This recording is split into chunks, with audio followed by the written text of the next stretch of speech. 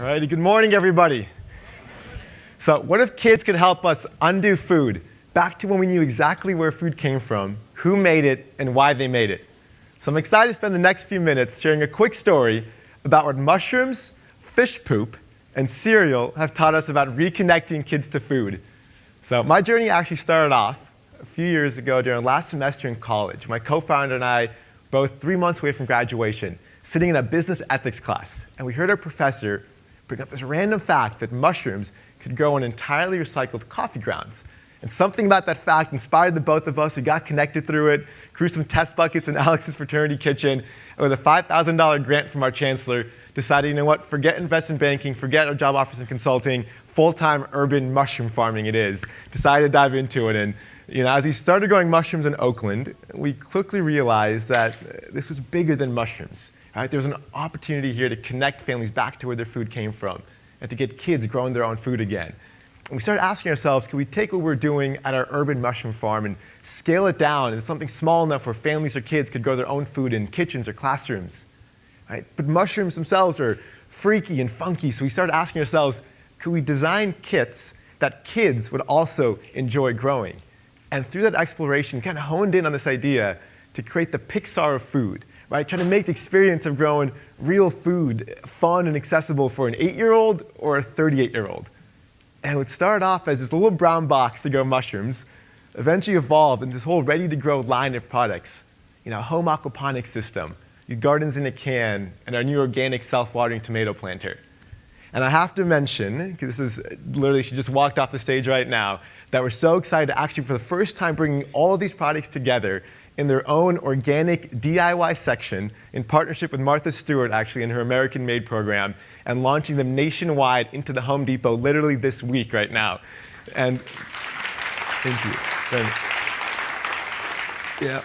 And as we started growing this distribution, we started getting thousands of photos coming in from kids and families on Facebook and on our website. And we started realizing that kids do want to grow mushrooms. And kids could be curious about growing food off of fish poop in an aquaponics system. And yes, if you let kids do it themselves, kids will grow and eat cilantro. And by making food fun and hands-on, we could kind of reconnect kids back to where their food came from. And with that inspiration in mind, we also started looking at grocery stores and seeing if we could kind of bring that same radical transparency and trust you get when you grow your own food to ready-to-eat food. And starting first with breakfast cereal. And we started asking ourselves, could we create products with recipes made from the kitchen, not a lab, right? With ingredients that weren't patented but passed down. And we started asking ourselves, could we create food that any one of us could make in a kitchen ourselves, not food engineered by scientists at this bliss or crave point?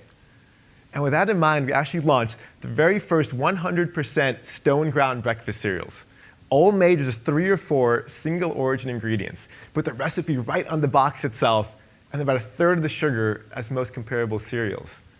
Right? And you can imagine the feedback we started hearing, though, right? Where kids don't like 100% whole grain, it's too gritty. Or kids need more sugar. Or real Ceylon cinnamon is too spicy, natural cinnamon flavor will be better. But then came the taste tests, dozens of them over this past summer in schools across the country. And kids loved them. And I'm so actually excited to announce that today, and literally this month, this school year, starting just a few weeks ago, our cereals have actually landed in over 250 school districts, now feeding 2 million kids. And that's 2 million kids eating 100% stone ground purple corn from this farm in Minnesota, right?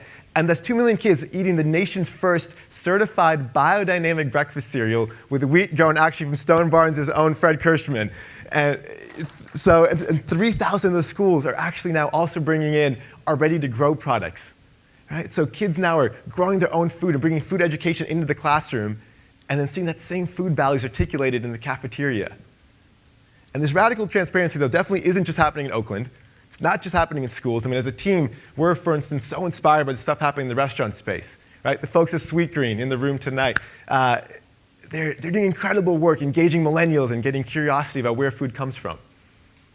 And what we've really learned over the past few months is this, that if we give kids a chance to connect with their food and to make their own choices, that we might just be surprised that their taste buds and their own food preferences might differ from the preconceptions that we often put onto kids of what they do like or what they should like.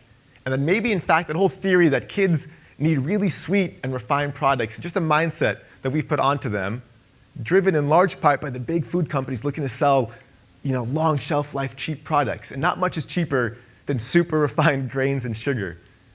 And then maybe, if we do what may seem crazy, if we actually take the time to develop simpler products and then actually do the taste tests, right? Comparing Tony the Tiger's Frosted Flakes with 100% whole grain purple cornflakes, we might just be surprised at what kids actually choose.